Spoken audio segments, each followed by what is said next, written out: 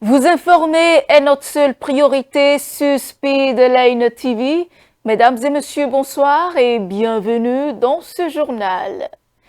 Le président Romuald Wadani a donné le ton de son mandat en imprimant une forte orientation sociale dès le premier Conseil des ministres mensuel tenu hier.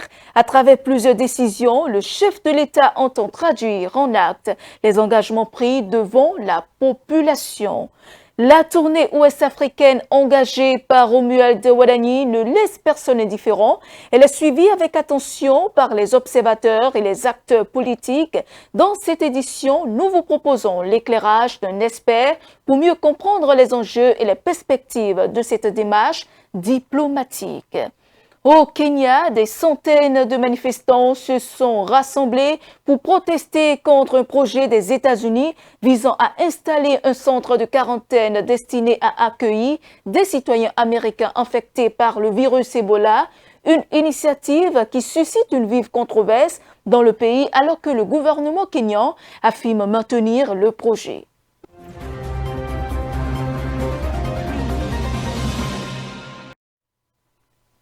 Nous ouvrons ce journal avec le Conseil des ministres du mercredi 3 juin 2026.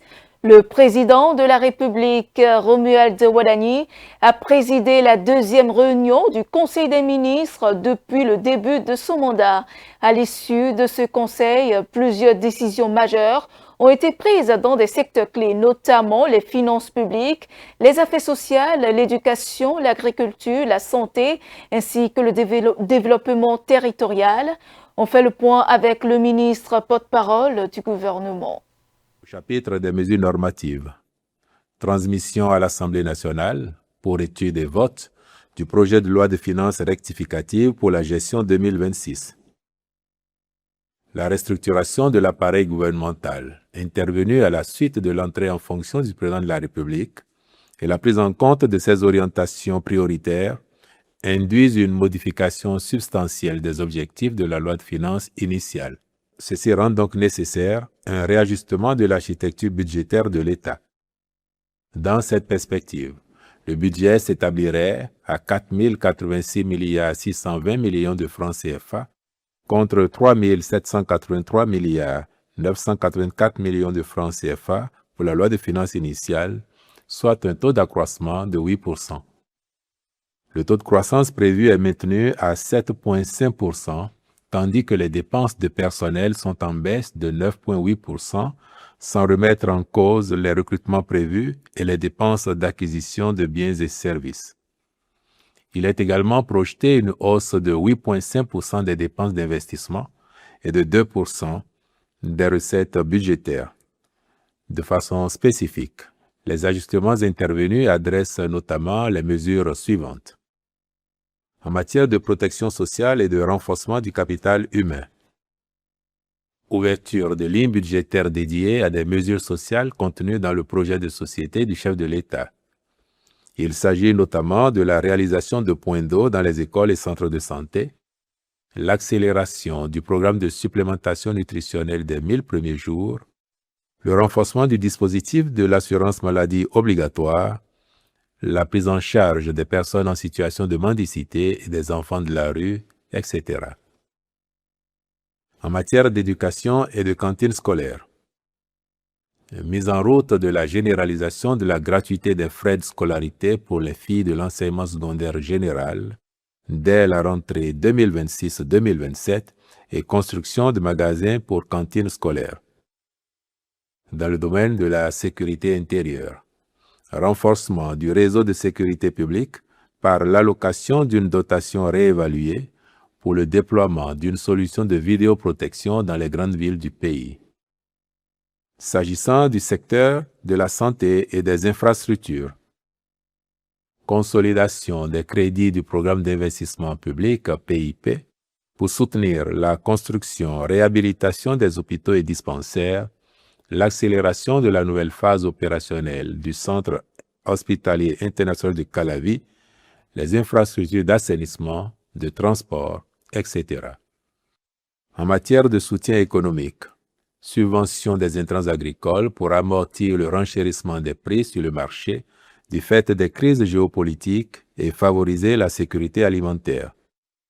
Les membres du gouvernement soutiendront les discussions devant l'Assemblée nationale dans le cadre de l'examen et du vote de ce projet de loi de finances rectificative.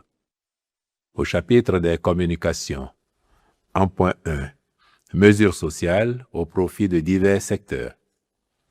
Dans le cadre de la traduction en actes concrets des engagements contenus dans son projet de société, le président de la République a instruit le gouvernement à l'effet d'opérationnaliser diligemment certaines mesures phares promises. À ce propos, les décisions suivantes ont été prises. Dans le domaine de l'éducation, la gratuité de la scolarité dans l'enseignement secondaire général et technique public sera effective pour toutes les filles sur toute l'étendue du territoire dès la rentrée scolaire 2026-2027. Une enveloppe de 20 milliards de francs CFA est mise à disposition pour renforcer et accélérer le programme d'accès à l'eau potable et à l'électricité pour l'ensemble des établissements d'enseignement public qui en sont dépourvus.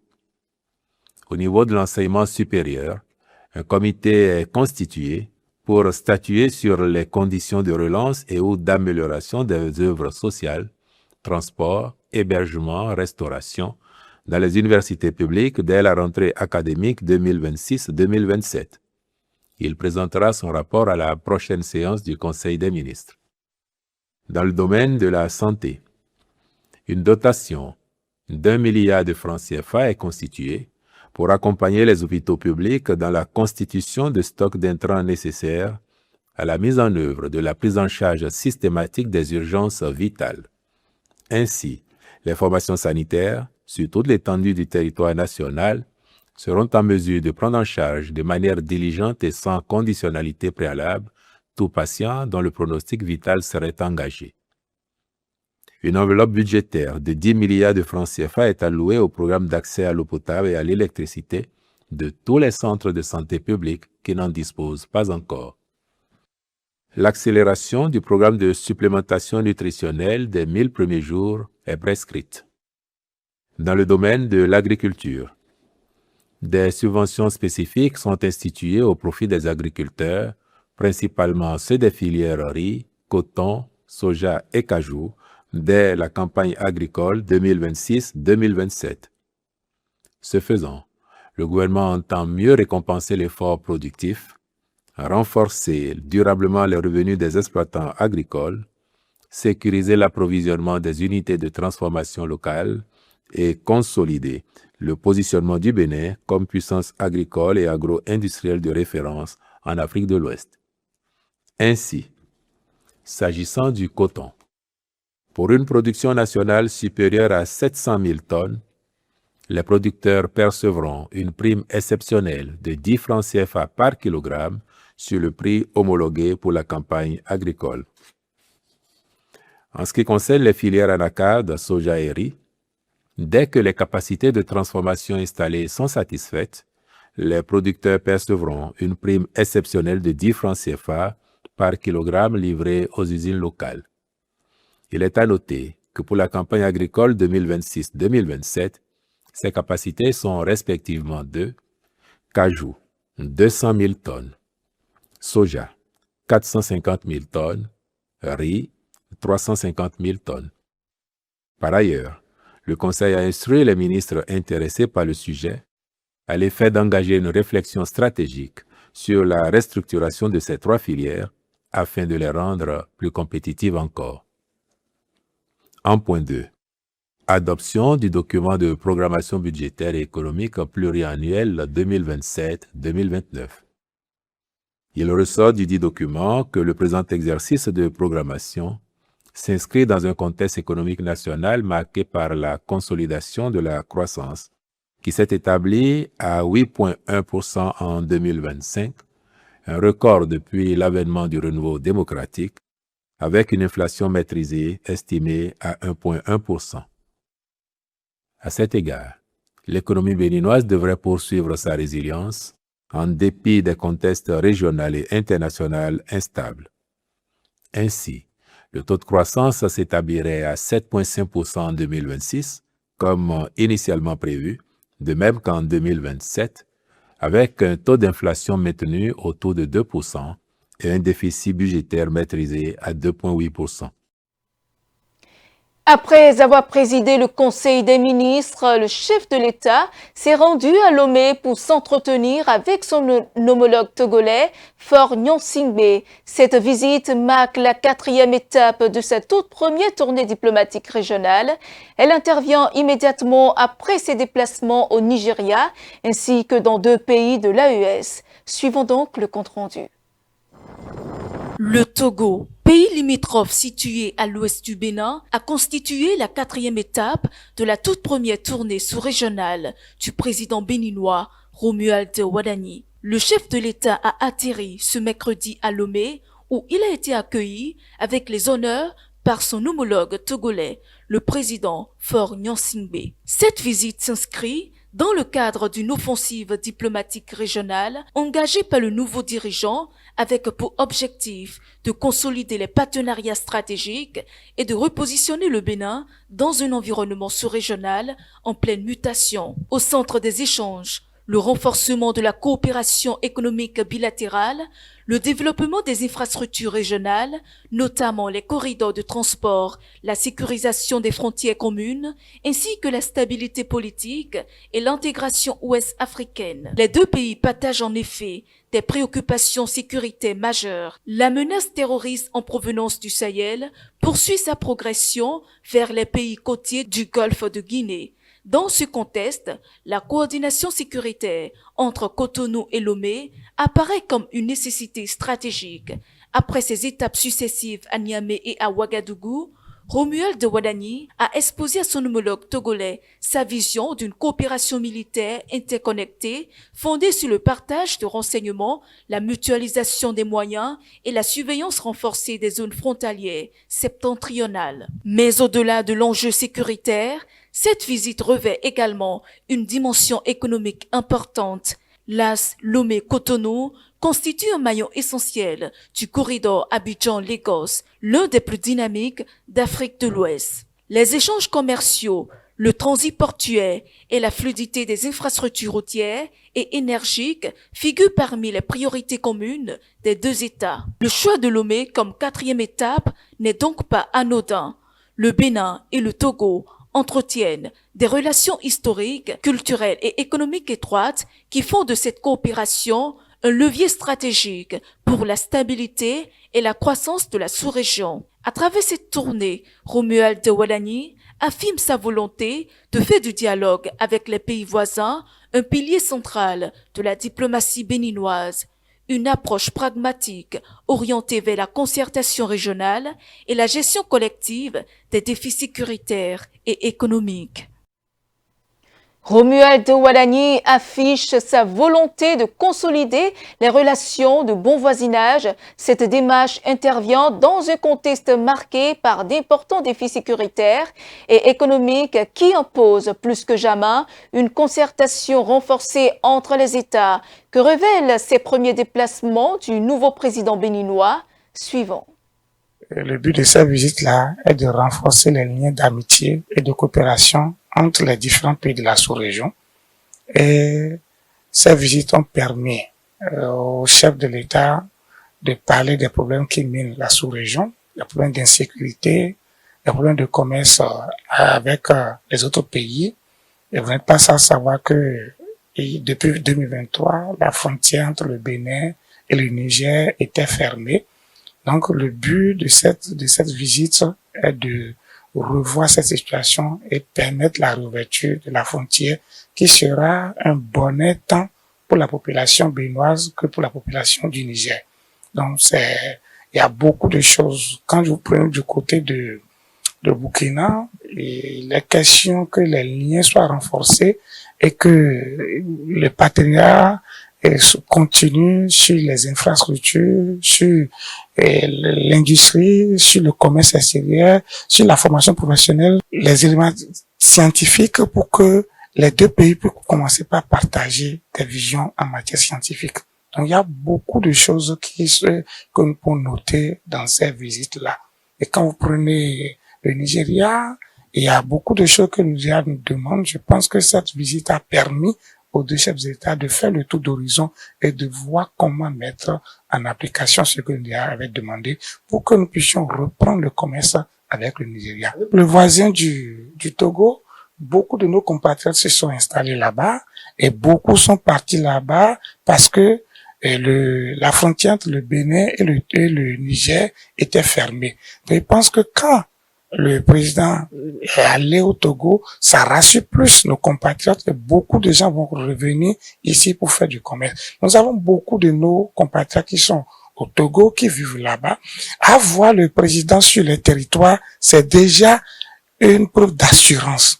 Et c'est une preuve que nos deux populations sont ensemble. Vous avez vu la ferveur qu'il y a au Togo hier, les populations sont contentes du fait que voilà, il est venu. Et tout à l'heure, on posait ça sur le plateau.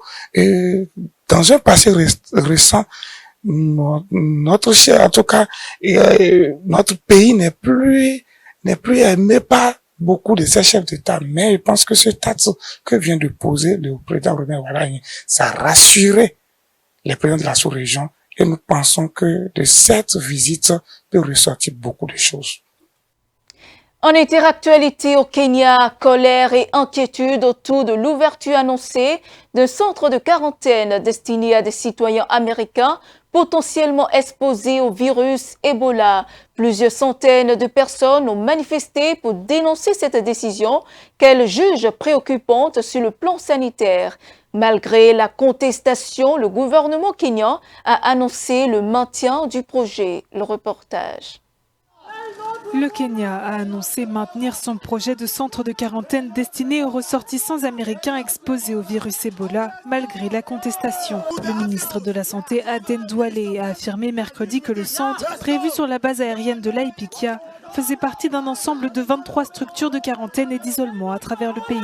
Devant le Parlement kényan, le ministre a souligné que le centre n'était pas uniquement destiné aux étrangers.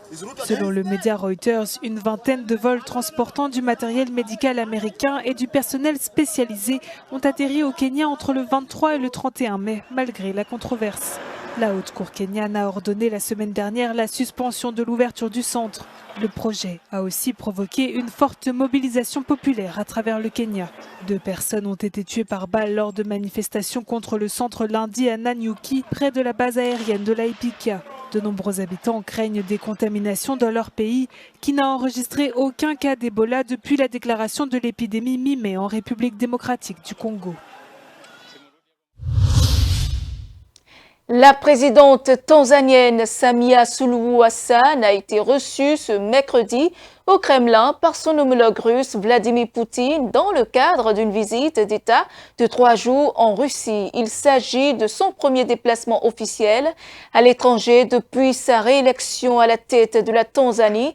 Cette visite intervient dans un contexte international particulièrement sensible. Suivant. Des honneurs pour la présidente tanzanienne au Kremlin. Samia Suluhu Hassan a échangé mercredi avec son homologue russe, Vladimir Poutine, alors qu'elle entamait une visite d'État de 3 jours en Russie.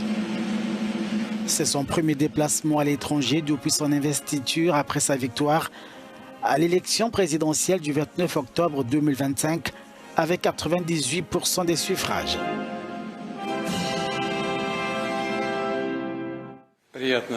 Il est réjouissant de constater qu'après votre investiture, vous ayez choisi la Russie comme première destination étrangère pour une visite d'État. Nous y voyons un signe très positif qui montre que toutes ces années, en particulier ces dernières années, lorsque vous occupiez des fonctions de ministre et de vice-présidente au sein du gouvernement, vous vous êtes constamment attaché à développer une relation bilatérale. Mais des analystes accusent Samia Suluhu Hassan de se tourner vers la Russie après la condamnation par l'Occident des violences post-électorales pour la présidente tanzanienne. Son déplacement vise plutôt à booster les relations avec Moscou.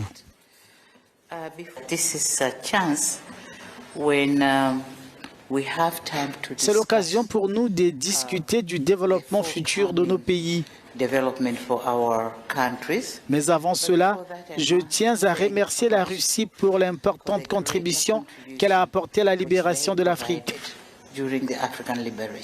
Selon les autorités tanzaniennes, les échanges commerciaux avec la Russie s'élèvent actuellement à environ 307 millions de dollars par an. Les deux parties ont dans les tuyaux un projet d'exploitation d'une mine d'uranium en Tanzanie.